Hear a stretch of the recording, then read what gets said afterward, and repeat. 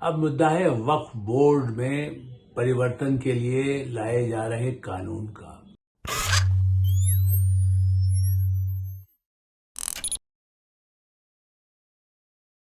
नमस्कार, मैं हूं आलोक मेहता। एडिटर साई में आपका स्वागत है।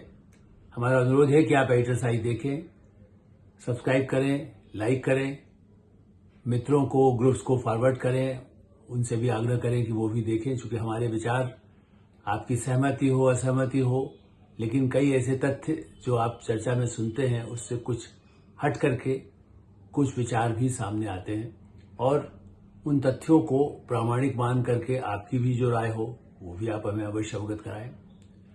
अब मुद्दा है वक्फ बोर्ड में परिवर्तन के लिए लाए जा रहे कानून का। कानून तो पहले से है, उनमें संशोधन करने के लिए 2 विधेयक संसद में पेश होने जा रहे हैं। सरकार ने घोषणा कर दी किसी भी समय, लेकिन उसके कुछ जैसे प्रारूप तैयार हो जाता है तो सामने आ रहा है, और इसलिए हम लोग के सामने भी आया है, क्योंकि ये भी एक ऐतिहासिक कदम होगा। जिस तरह से शरीयत के नाम पर या तलाक शुदा महिलाओं को लेकर के जब विवाद हो रहा था, तलाक तलाक तलाक तलाक, उसके खिलाफ जिस तरह से क्रांतिकारी कदम प्रधानमंत्री नरेंद्र मोदी की सरकार ने उठाया, उसी तरह से वक्फ बोर्ड को लेकर के खुद मुस्लिम समुदाय का बड़ा वर्ग, बड़े नेता और सूफी, आप देखिए अजमेर शरीफ की दरगाह में कौन लोग जाते हैं? सब लोग, हर समुदाय के लोग जाते हैं। लेकिन ऐसे जितने ही दरगाहों के पूरा बाकायदा जो काउंसिल है, सूफी काउंसिल, उसके भी प्रमुख, वो उनका भी कहना है कि नहीं भाई, अब जो कानून आएगा ये अच्छा है। नसरुद्दीन चिश्ती जी, वो मतलब बाकायदा खुद इस पूरे सूफी काउंसिल के अध्यक्ष हैं। ऐसे कितने ही रिलीजियस नेता हैं जो ये मानते हैं कि वक्फ बोर्ड में जो एकाधिकार करके 1995 में, अब मैं इसकी पृष्ठभूमि आपको बताना जरूरी है, क्यों अभी भी कुछ ओवैसी साहब और कांग्रेस पार्टी, और ये तो विरोध करने के लिए है ही, उनका तो काम है कि विरोध करना और कहना कि नए अल्पसंख्यकों के साथ जाति होगी, मुस्लिमों के साथ जाति होगी, उन सरकार उन पर कब्जा कर रही है। लेकिन जो विधेयक सामने आ रहा है और जो स्पष्ट किया गया है, जब कई मुस्लिम नेता हैं, चाहे वो विभिन्न प्रदेशों के हैं, किस पार्टी के, इस सवाल नहीं है, वो बीजेपी के भी हो सकते हैं, दूसरी पार्टियों के हो सकते हैं, या बिना पार्टी के संगठनों के हो सकते हैं, और कुछ उससे असहमत हो सकते हैं। हर कानून बनने पर असहमति तो होती है, सुप्रीम कोर्ट में भी उस पर सुनवाई हो सकती है। लेकिन ये कानून जिसमें संशोधन किए जा रहे हैं और एक जिसको वापस लिया जा रहा है, जो पहले ऐसा गलत जो बनाया गया, क्या बनाया गया? आपको याद होगा शाहबानू केस में राजीव गांधी की सरकार बने, कांग्रेस की सरकार थी, और सुप्रीम कोर्ट को फैसले को बदल दिया गया कि जिस महिला को क्या पेंशन मिल सकती है तलाक के बाद, उस मुद्दे पर शाहबानू के केस में सरकार ने बने एक तरह से वो मुस्लिम महिला विरोधी फैसला किया गया उसको में कांग्रेस सरकार ने। बाद में जब जैसा समुदाय के लोगों का कहना है कि उनको संतुष्ट करने के लिए क्या किया गया, जब अयोध्या में विवादास्पद ढांचा गिर गया तो उसके बाद लगा मुस्लिमों को, क्योंकि हिंदुओं के लिए किया तो नरसिंह राव जी ने, जो प्रधानमंत्री थे, उन्होंने अपने इन्हीं कांग्रेस पार्टी के नेताओं से सलाह मशविरा करके, और जहां तक मैं जानता हूं सलमान खुर्शीद भी उनकी सरकार में शामिल थे, ऐसे नेता, उन सब ने मिलकर के बनाया कि किसी तरह से खुश किया जाए मुस्लिम को। तो 1995 इलेक्शन से पहले, ये भी मुझे याद है, क्योंकि मैं नरसिंह राव और मैं तो इंदिरा गांधी, राजीव गांधी के कार्यकाल से देखता रहा हूं, कांग्रेस के लोगों से मिलता रहा हूं, कवर करता रहा हूं उनके इस दृष्टि से। कई ऐसे मुस्लिम नेता दिल्ली के, चाहे शाही इमाम हो या ऐसे जो कट्टरपंथी नेता है, उनके संपर्क, उनके दबाव में, या इन संपत्ति को, चूंकि उन लोगों को लगा कि ये अच्छा मौका है, वक्फ बोर्ड का को सारा अधिकार मुस्लिम जिसको कह सकते हैं कि परंपरा से जो उनकी संपत्तियां हैं समुदाय की, उसका पूरा अधिकार। और वक्फ में क्या जाता है, सामान्य दर्शकों को हो सकता है, आज की पीढ़ी को न भी पता हो, वक्फ का है कि जो समाज के व्यक्ति अपनी जमीन, अपनी संपत्ति, जो उसके पास साधन है, वो दान करता है। जैसे हमारे यहाँ दान पेटी होती है मंदिरों में, ये एक बड़ा, जिसको कहते हैं खजाना वक्फ बोर्ड का, और जिसके पास दान की ऐसी संपत्ति रखी जाती है। तो उसका पूरा अधिकार वक्फ बोर्ड के पास रहेगा। जो दान में मिला है उसको कैसे वो संचालित करना है वो सब वक्फ बोर्ड करेगा। उसके लिए कोई यदि कहता भी है कि साहब ये तो जमीन मेरी थी, ये मकान मेरा था, या ये इस बिल्डिंग पर हमारा अधिकार था, तो उसका वो तो वक्फ बोर्ड के पास आ गई। वक्फ बोर्ड खुद ही निर्णय करेगा, उसमें अदालत में जाने की गुंजाइश कानून में नहीं रखी गई। इसलिए अब जो संशोधन आ रहा है, जो लाया जा रहा है, वो विधेयक के जरिए संसद से पारित होगा। लोकसभा में बहुमत है और राज्यसभा में भी चूंकि जितना समर्थन मिल रहा है वो होगा। इसलिए हमने सोचा उससे पहले, चूंकि उसके बाद तो बहस चलती रहेगी, लेकिन ये बताना जरूरी है कि उस संपत्ति पर दुनिया में हर चीज के लिए आप सरकार की कोई जमीन हो उस पर तो अदालत जा सकते हैं, लेकिन वक्फ बोर्ड के पास संपत्ति है उस पर कोई अदालत की सुनवाई नहीं है, क्योंकि कानूनी उनको अधिकार दे दिया गया। और कितनी संपत्ति, दिलचस्प बात यह है 8,40,000 देश भर में जो जिसको आप कह सकते हैं कि संपत्ति है, वो बिल्डिंग्स हैं, कहीं कुछ मकान है, कुछ जमीन है। और जमीन कितनी है? 9,40,000 एकड़। आप अंदाज लगाइए कितने बड़े पैमाने, पूरे देश भर में जो ऐसी संपत्ति थी। यहां तक कि पूरा गांव, उनका गांव जहां पर मंदिर भी है उसी गांव में, वो कहा यह वक्फ बोर्ड की संपत्ति है। अब क्या बताइए, पुराना मंदिर है वो वक्फ बोर्ड का कैसे हो गया? कब वहां पर बन गया? वक्फ बोर्ड ने उस पर बना दिया या उनको किसी ने दान कर दिया? पूरा मंदिर भी दान कर दिया गया वक्फ बोर्ड को। तो ऐसे कागजों में वक्फ बोर्ड को जो चाहे किसी की संपत्ति पर कब्जा करना होता था। ये भी आरोप आया कि माफिया टाइप के जो लोग हैं, यूपी में हो, बिहार में हो, मध्य प्रदेश में हो, महाराष्ट्र में हो, वो लोग उसे एक बार कहते हैं ये वक्फ पर हमने दे दिया, थोड़ा सा कच्चा कागज पता कागज कुछ दिया गया, उनका हो गया।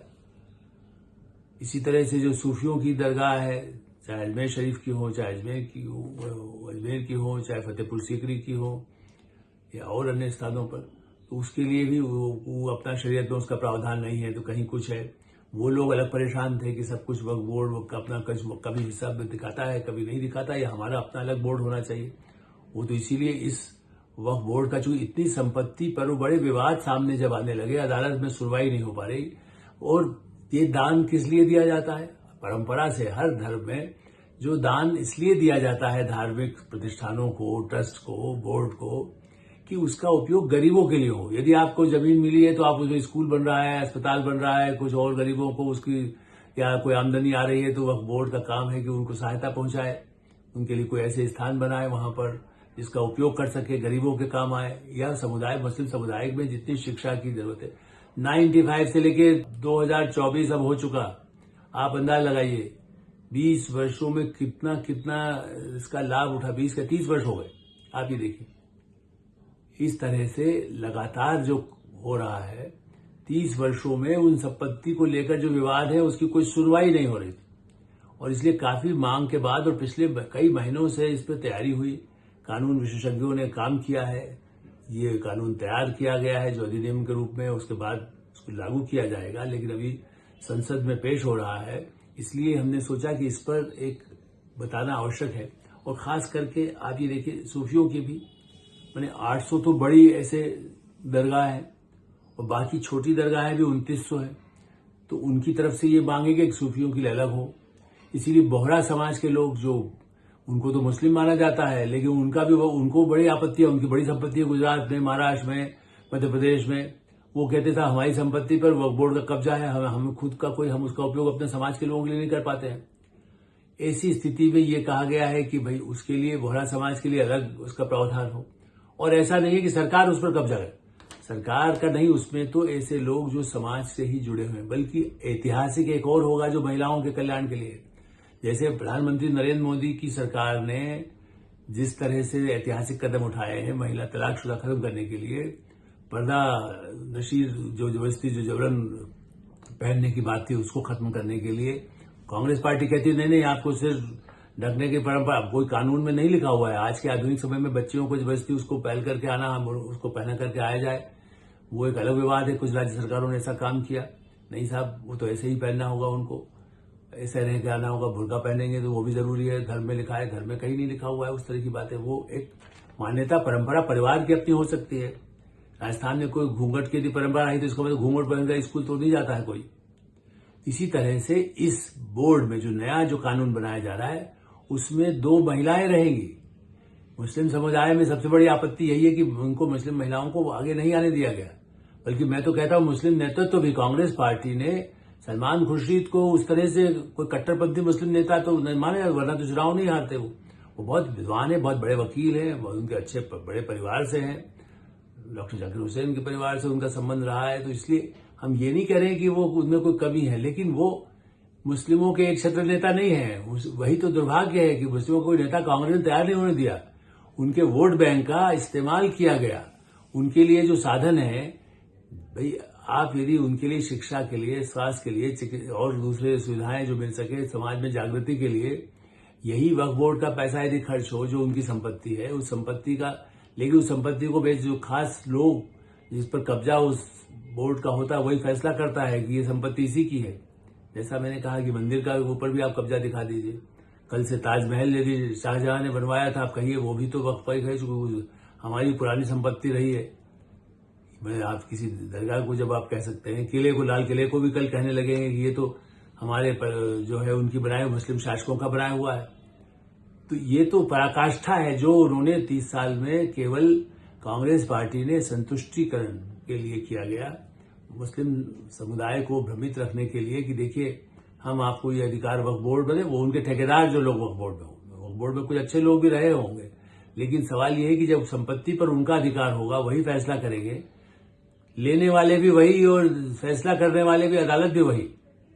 हमने कह रहे गुनाह है, लेकिन यदि है कि किसी ने गलती से भी आपको, जो समाज के लोग हैं जो बदमाशी करते हैं, जो अपराध करते हैं या नहीं करते हैं, उनका आपस में लड़ाई है, वो दूसरे की संपत्ति कहीं कब्जा किया हुआ, वो भी कहता है जब मेरे पास है ये लीजिए, हमने जमा कर दिया, दान कर दिया है, और दूसरा जिसकी असली संपत्ति है तो उसका उपयोग भी नहीं हो रहा है।